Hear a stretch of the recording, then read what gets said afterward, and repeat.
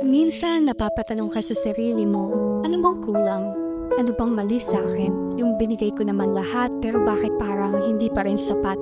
There were a lot of times sa buhay natin that we really did our very best. Nagmahal tayo ng totoo, nagbigay tayo ng buong puso, yung halos kaluluwa mo, ibigay mo kasi mahal mo yung tao. Pero after everything, hindi ka pa rin pala sapat.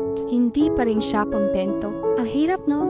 Hindi mo alam kailan ka ba talaga sasapat para sa ibang tao. Ano ba talagang kailangan para makontento? You keep on asking yourself, anong mali sa akin? When all you do is be at your best always. Ito yung tanong na kahit siguro pa ulit-ulit nating itanong ay hindi masasagot. Hindi natin alam bakit may mga taong kaya pa rin tayong iwan, pagpalit, kahit araw-araw binibigay mo yung best. Kahit halos wala ka nang maibigay, gagawan mo pa rin ng paraan. Sisikapin mo pa rin iparamdam ang pagmamahal.